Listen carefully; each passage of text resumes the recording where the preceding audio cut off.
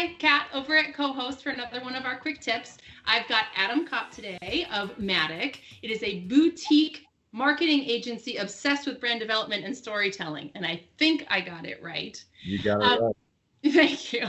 Adam and I met back when I was starting Cohost because I needed some help and advice on our marketing and branding side. And he is just an expert in the field, so it was very helpful. And he agreed to do one of these with me today so that we can talk a little bit about branding and marketing in sort of this new world order.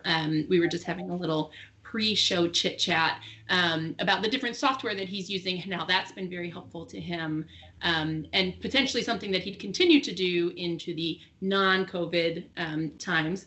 So let's talk a little bit about it. Thank you, Adam. Yeah, thanks for having me, Kat. I really appreciate it. Looking forward to diving a little bit deeper. Yeah, I love it. I'm so excited. One of the things I was thinking about right before this call was this is an opportunity for people to do more on social media than they ever thought they could do. Right, yeah. And so it's difficult to do social media well.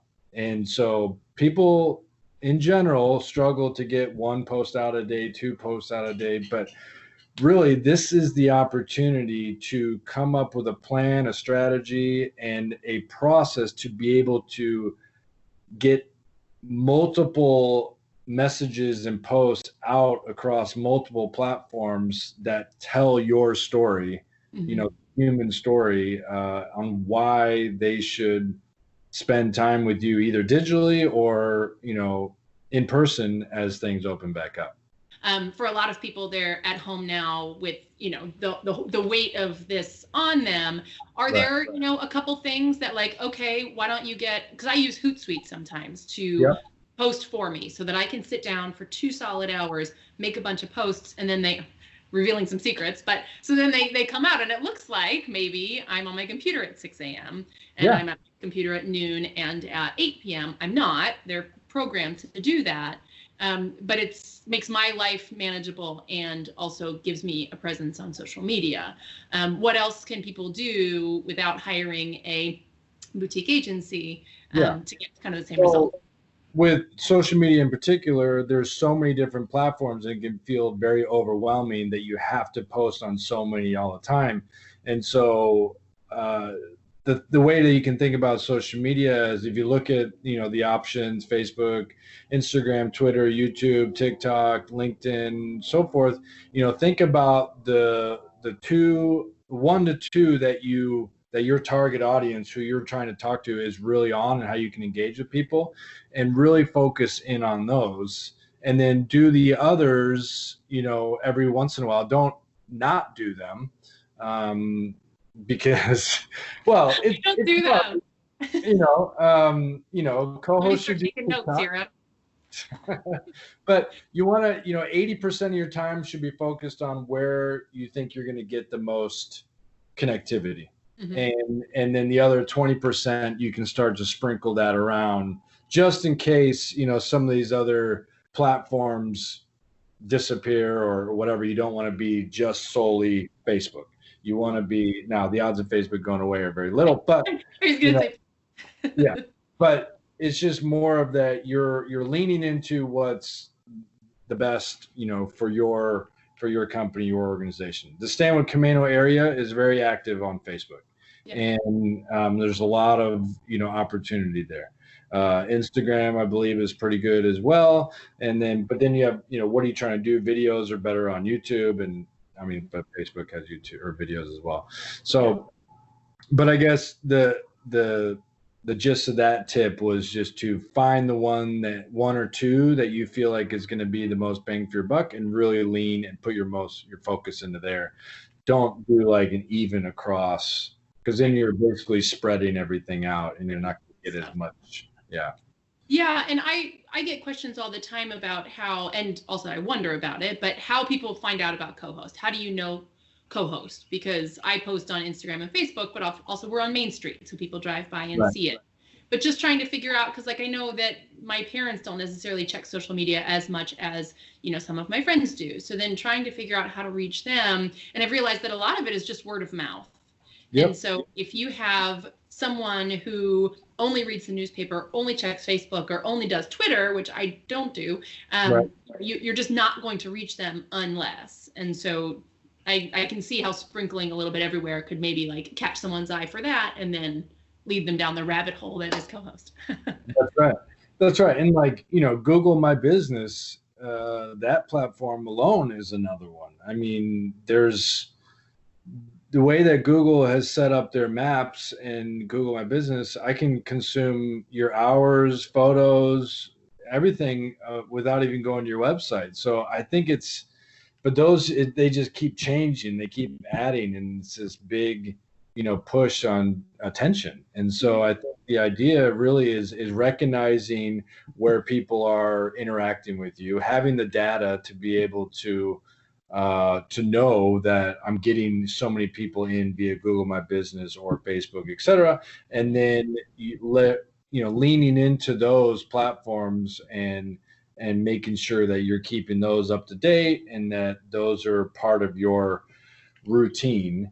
And then, like you said, you have that whole experience in person where maybe you questionnaire to get, how did you hear about us? Or, free giveaways that people have around the house that then remind them. I mean, it's like anything. You got to try as much as possible and then see what works and keep pivoting, not just during this time, but just in general. Yeah, it's been a really interesting part of sort of trial and error because I've tried these things with Zoom and Skype.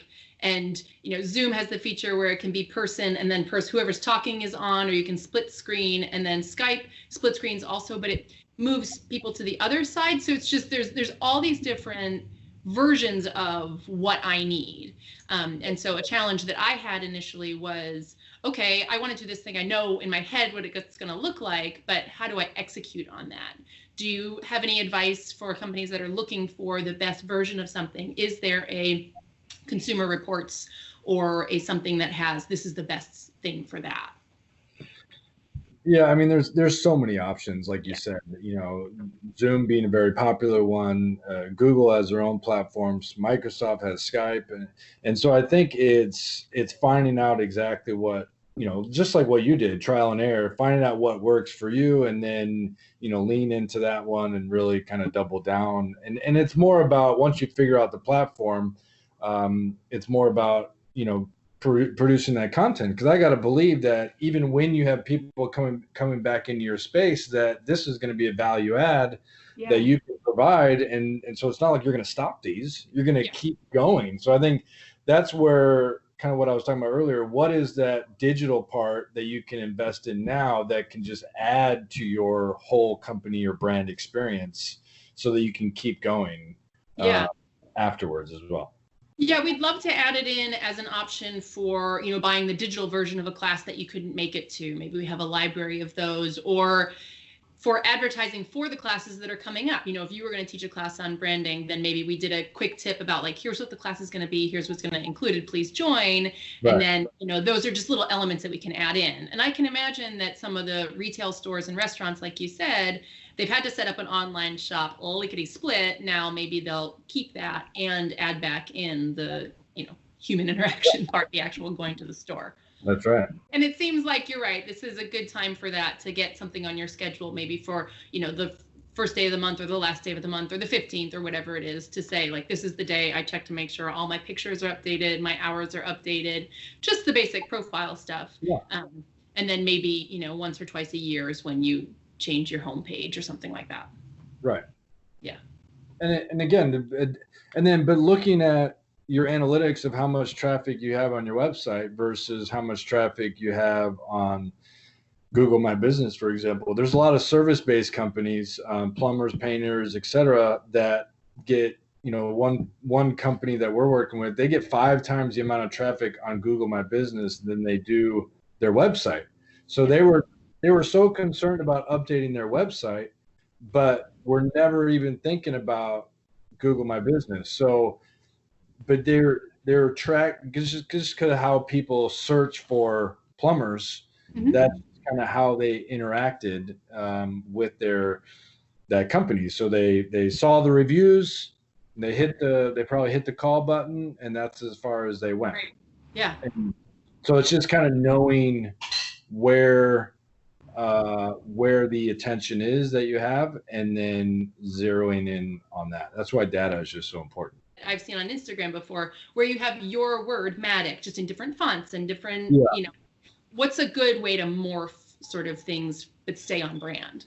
We just try a bunch of things. And so when you talk about where can we, or how can you integrate your logo in different ways, it's similar to social media. It's not as effective as if you just take the same post from Instagram and go to Facebook, right. LinkedIn, Twitter, TikTok, etc. Like every single platform has their own experience and their own nuances. And so when you're treating your brand that way, you want to do the same thing. I really appreciate you taking this time to help me and everyone out with our brands and spending our time more wisely while we have it. Absolutely. I think that, I think we all know that this is going to take longer than we want. And so I think leaning into the digital side of the business is going to be beneficial in the long run, because then you're going to have both experiences.